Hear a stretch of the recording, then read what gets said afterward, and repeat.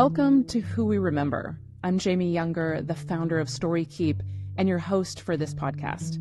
In each episode, I ask my guests a central question. Whose life story from your own family would you most want to see documented on film? My guests share stories of both living and deceased family members, revealing the remarkable lives that have shaped their own. This show is an extension of our mission at StoryKeep, where we partner with prominent families across the globe to preserve their histories through legacy films and private podcasts. Since 2010, we've worked with over 100 families, capturing their narratives for future generations. On this podcast, I share intimate conversations with fascinating people, exploring the significant and sometimes surprising stories of their loved ones. Through these conversations, we elevate and celebrate the enduring influence of one person's life. My hope is that you'll leave each episode inspired to think more deeply about your own story and the legacy you want to create. Today, I have the great opportunity to introduce you to Jessica McGawley. Jessica is seriously witty, ever playful, and an incredible professional in the space of family wealth and mentorship for the rising generation. Today, she'll be sharing memories and stories about her grandmother, Dorothy Walpole Wigginton. Dorothy was the ever-supportive, quiet matriarch type, while her husband was a vicar, literally and metaphorically at the podium most of the time. Dorothy sat with hundreds of parishioners, listening to their stories and making everyone a proper cup of tea. I must say, I appreciate this opportunity to highlight Dorothy's story, which is not filled with achievements and glory, but rather serves as a reminder to all of us about how valuable different family roles and relationships are to our own development. Before we fully step into Dorothy's story, let me introduce you to her granddaughter, my guest, Jessica McGawley. Jessica is the founder and principal of Darlington. She is a qualified psychological consultant and a mediator. Jessica founded Darlington in 2016 as the first specialist mentorship practice for the rising generation. She is a born and bred Londoner and lives in London with her husband Ben and their 2 children. As a kid, Jessica was somewhat misunderstood. She's dyslexic, and as a kid, neurodiversity and learning disabilities weren't recognized. At best, people described folks with dyslexia as lazy, distracted, or messy, and at worst, stupid. Jessica certainly knows that's not the case, and today she is a proud dyslexic. Well, please grab a seat and let's spend some time with Jessica McGawley as she shares some of her favorite memories, lessons, and stories about her grandmother, Dorothy.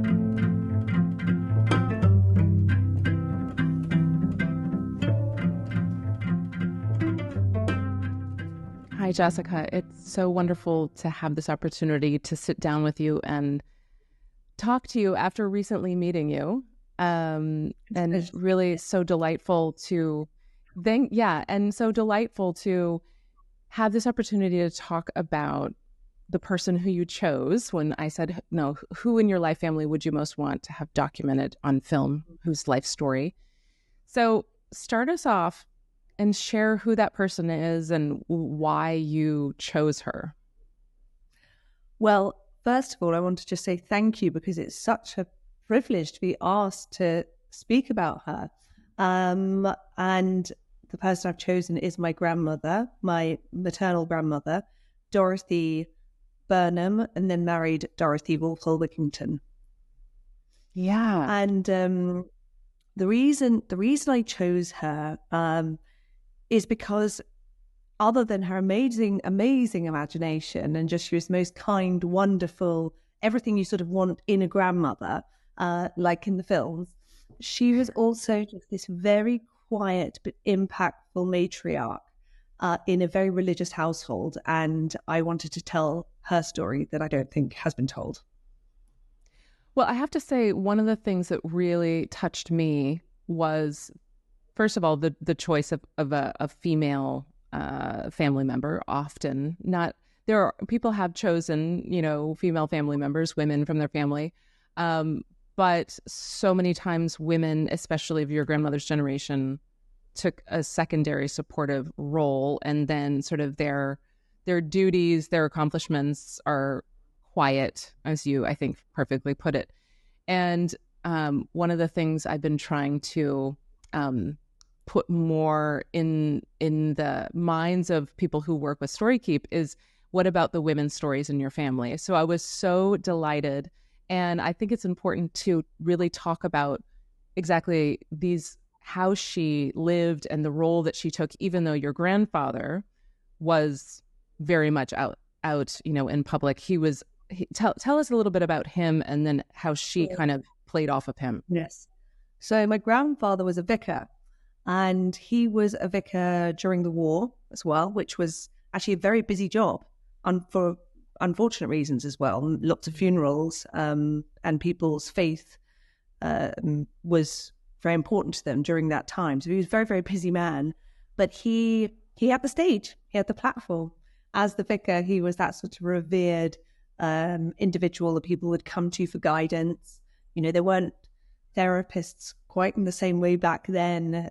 You might go to your local priest or vicar for that sort of advice. So he took that center stage. Yeah. And so you shared with me that people would come over to your grandparents' place, and then your grandmother would be there. And so this scene that you painted of her sort of bringing them in, making them a proper cup of tea, and hearing them out. Give us sort of this scene, because this is what I'm picturing from a cinematic perspective of how we would first encounter her. So exactly right. So if you, for any of your listeners who don't know, if you are a vicar, that usually comes with a home, the vicarage, and it's usually on the back or very close to the church.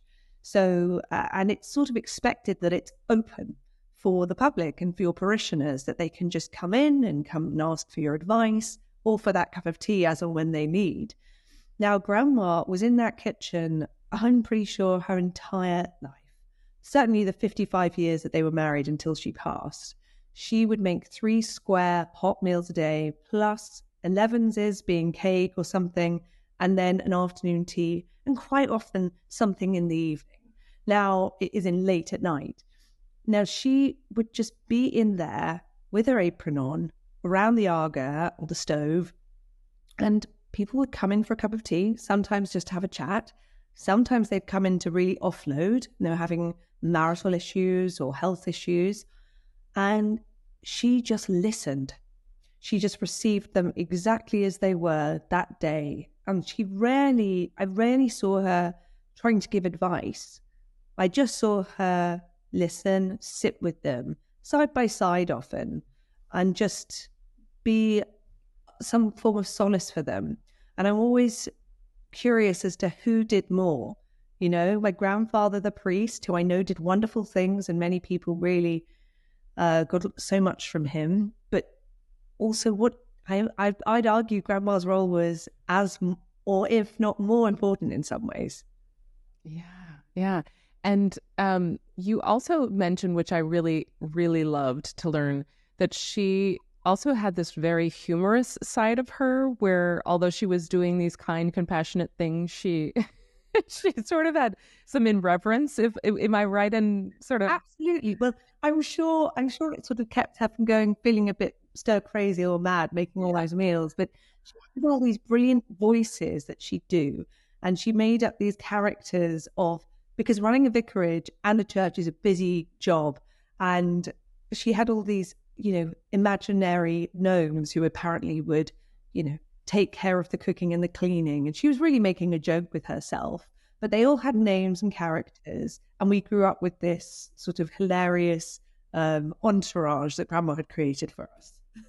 So give me some examples of this. Do you remember specific characters? Well, there was one who I think was actually taken from inspiration from a different story, but his name was Brabinger, and Brabinger was the butler. And Brabinger would, come and make Grandma a cup of tea. Now, she would make the cup of tea, but when she put it down and she sat down for 2 minutes, she'd say, "Oh, Brabinger, thank you, dear. What a lovely cup of tea you've made, brilliant."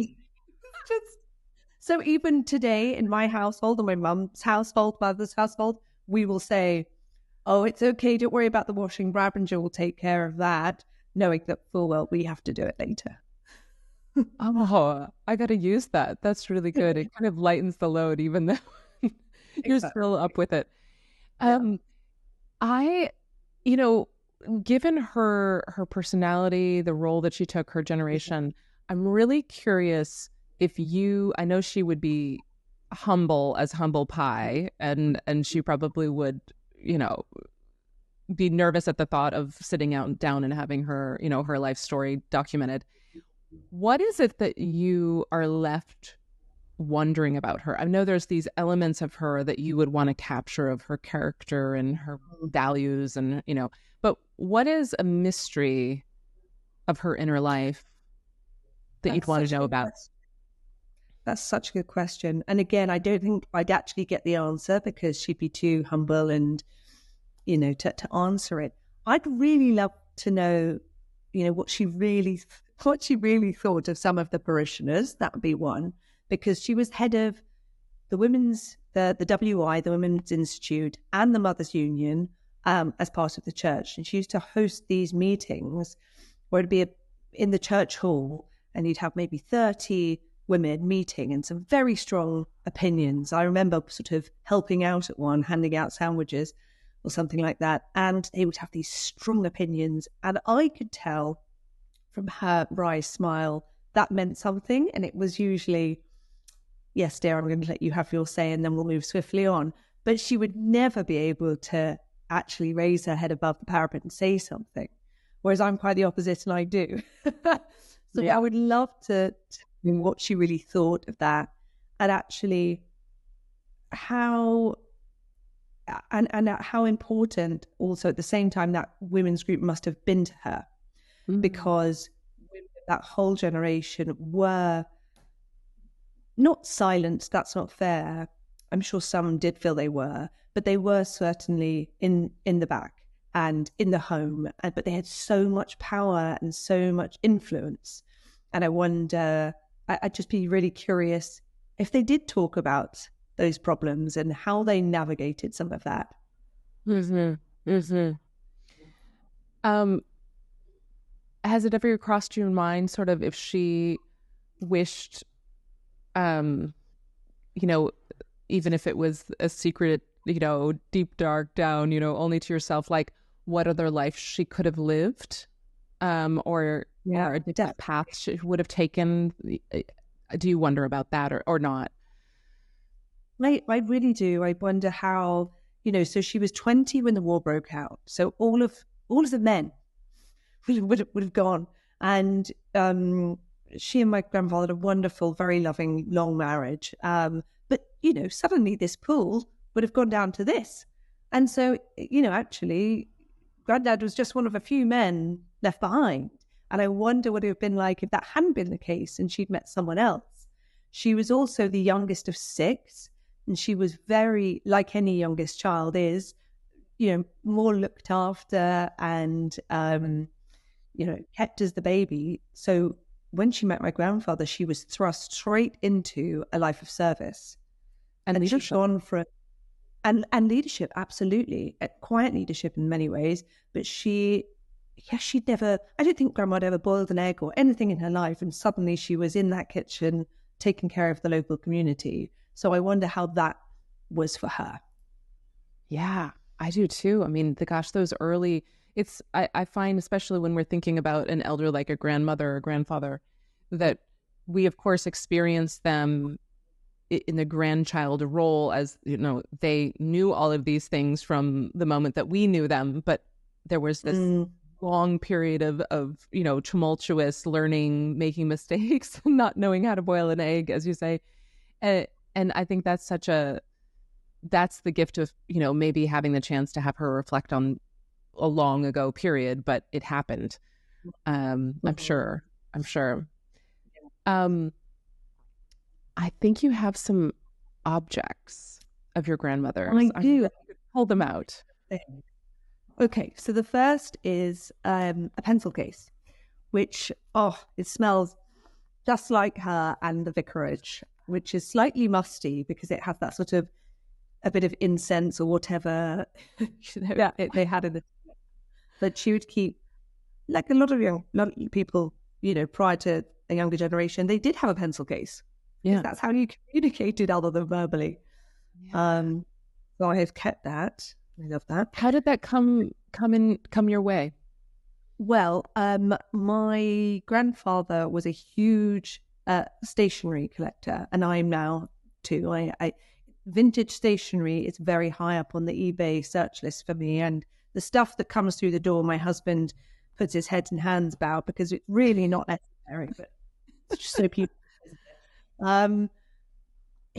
When Grandma passed away before Granddad, and when Granddad moved into a home, we went through all the stationery, and he finds stationery of a comfort to him. So some of it went with him, and some of it went to his 5 grandchildren. So I was very lucky that this came to me. Beautiful. Yeah. Okay. What else have you got? The other thing is a little bit more cheeky. So Grandma, like many people of her generation, smoked like a chimney, and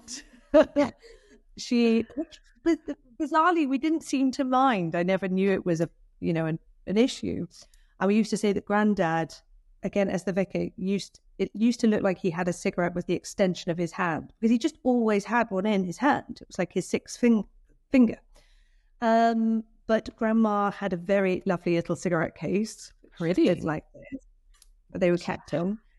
And I remember aged, I think probably 16 in my boundary testing years, stealing one of these and going out to the back building to smoke it. And it was stronger than a Marlboro Red or something like that. And my lungs filling with this very heavy smoke and trying to hold in all the coughs. Yeah. Get away from the smell. But I think they were onto me. I'm sure they were. That's a beautiful piece to still have. Oh, so special. Do you ever put anything in it, or do you just keep it as is? I just keep it as is. I just think it's really beautiful. I mean, I don't smoke. It's not something I, use, but it's a lovely a little case. Yeah. And like so many things of that time, they were just made beautifully and they've lasted. Mm-hmm. Absolutely. Very blessed to have it. Yeah. If you could envision a few iconic scenes, thinking from a filmmaker's eye, I have a few in mind, but from what you've shared, that even if we didn't get your grandma to sit down and, delve into some of her life story, what scenes of her existence would speak volumes and would be a treasure to you if you had them? Well, definitely her silliness. And I think silliness is a massively undervalued characteristic, or however you want to call it. We could all do with being a little bit more silly, I think. And maybe that's just she had a wonderful inner child that she was very connected to, let's say. But being in life of service in that time, during, frankly, the Depression, and with a very busy husband looking after, at one point, 19 churches in the parish, you've got to find some silliness. So I remember, in addition to the voices and the make-believe role, my grandfather would come home enraged and passionate about, very big advocate for animal and child welfare. He'd get very upset when cases in his parish weren't going well and there was, mistreatment of animals and children. And absolutely needed to be addressed, but he couldn't go off into the day and host a sermon and talk to his parish with that anger. So Grandma used to just do these silly voices and do a little dance for him in the kitchen. And it was always, he really was resisting laughing because he wanted to be so enraged, but you couldn't help. You couldn't. So he would always eventually break a smile. They'd have a cup of tea. Tea is very features throughout all of these stories. I'd go along his merry way. I would love to have captured that. We'd have to be lying in wait for those moments, right? Yes, definitely. As the film through. They'd always happen in that, like you said, in the kitchen, in that same place where everything seemed to take place. But her silliness was something I certainly try and bring into our practice here as well. Mm-hmm. Well, another scene, if I were going to make any suggestion here of how to document her, I would love to watch her and film her making a cake, or a Oh, full on dinner, just to see her hands and to see how she works and to see her um, nimble way in the kitchen, I'm sure. And I just imagine her kind of humming along or boop, boop, boop, making whatever, talking to people who know what she would be doing. It would be just fantastic. And then to see this probably, I don't know, I don't want to say humble, but maybe she made fantastic meals, but, every day, like, just let's see the table of what she put down. oh, that's what, if I could sort of have a snapshot moment, I would go back to that too. I would go back into that kitchen, sit at that table, and just see whatever she was whipping up. But also, it was a different time. It wasn't a la carte and micro herbs. This was, potatoes were a big part of every plate in one form or another. And at the end of a big carby meal, you would have a huge treacle pudding, a crumble, with custard, with cream. Amazingly, they all, she lived till she was 91. My grandfather lived till she was 95. He was 95. Lard and butter were, key ingredients in every meal of their life.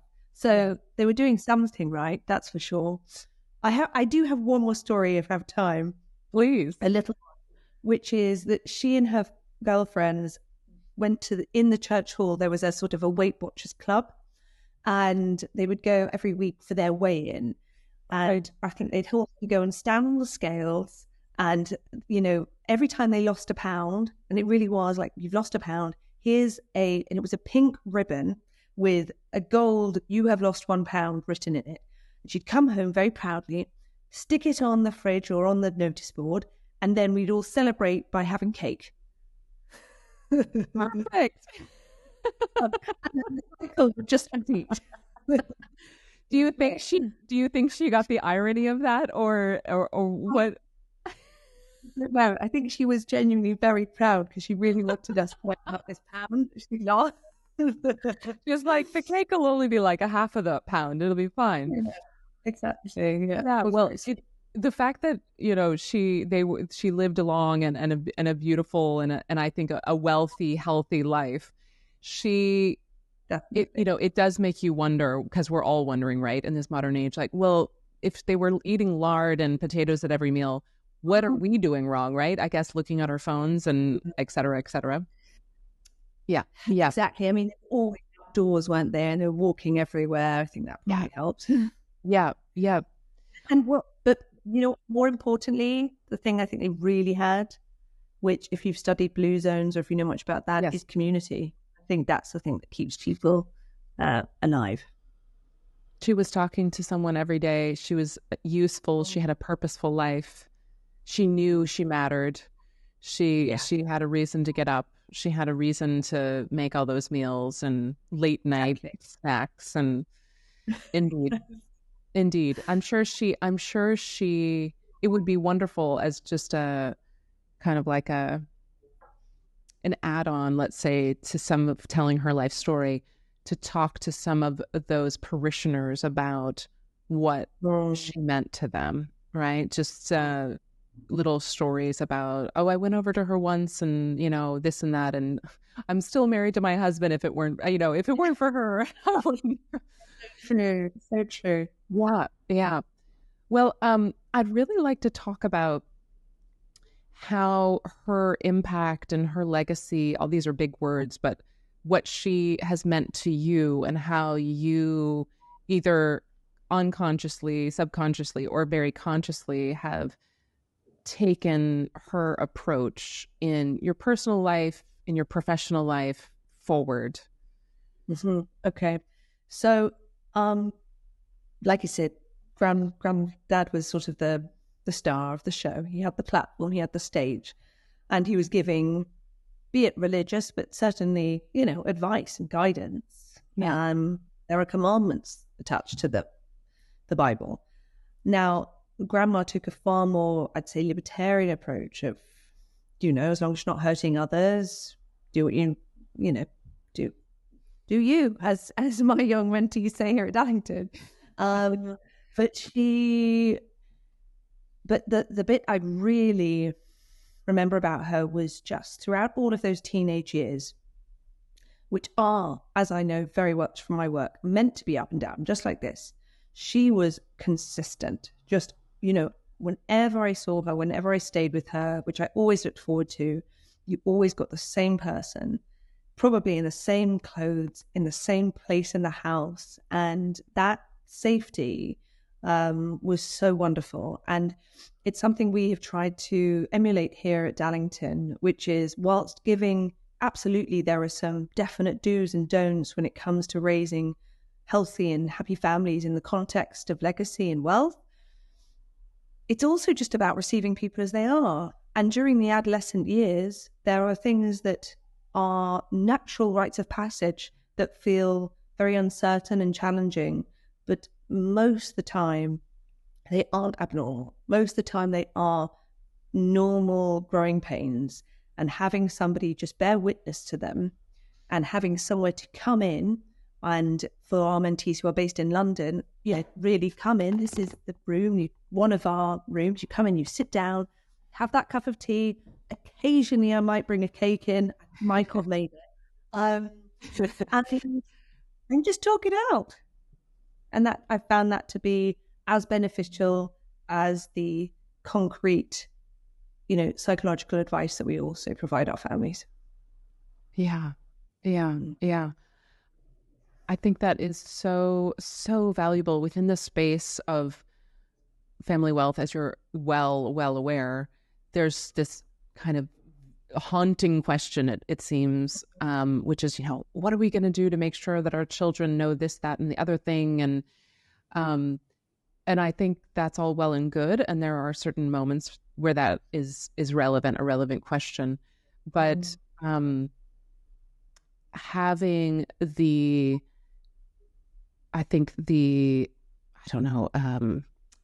charge, let's say, at Darlington, like you have brought it to fore, that the idea is, let's create a vessel here. Let's create a container where people can be themselves. They can do what is natural, to go up and down and here and there and exploring, and that you're sort of a very lovely sort of grandma character. I mean, the legacy of your grandmother.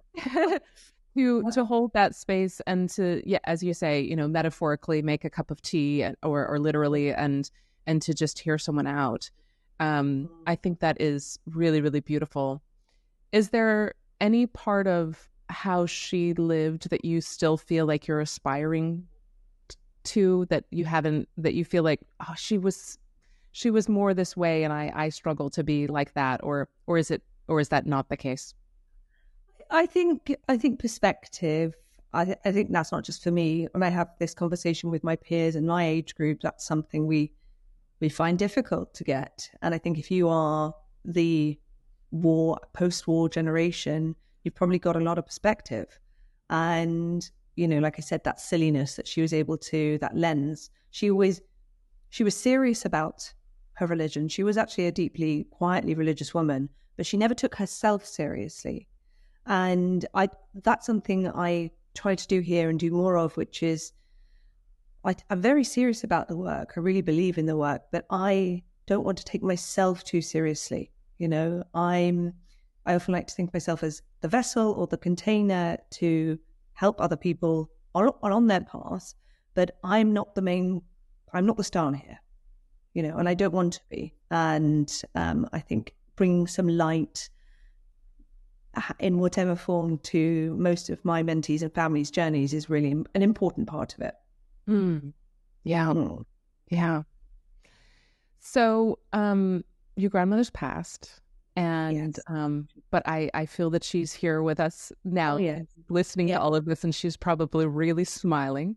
And I'm wondering if through magic, if your grandmother was able to come and sit down right below this the poster that you have here, and sit down in a chair and share a cup of tea with you, what you would want, not to ask her, but what you would want to tell her? Mm. Well, first of all, I'd bring that chair right round next to her because I'd want to be right next to her. And I'd want to just hold her hand, and I just want to thank her. I just so want to thank her for just being such a safe, containing, loving, hugely imaginative, fun member of the family who we all looked forward to seeing. I don't think it's unfortunately not that common, it seems these days, to rush to want to see your grandparents, perhaps because they're in different countries, you don't see them as much, you don't have that close relationship. But my mother did a really great job of making sure we had a really good relationship with them. So it was always such a joy to go there and to have fun. Mm. Yeah, to be with her, just to be with her. That was it, just to be with her. It's been an utter delight to meet your grandmother through you, and to sort of every time I think of you and your work at Darlington, to think of her and think about the legacy that she is, living out in so many people's lives without maybe even knowing it. So Jessica, it's been a pleasure. Thanks for joining me. It's been an absolute honor. Thank you so much, Jamie.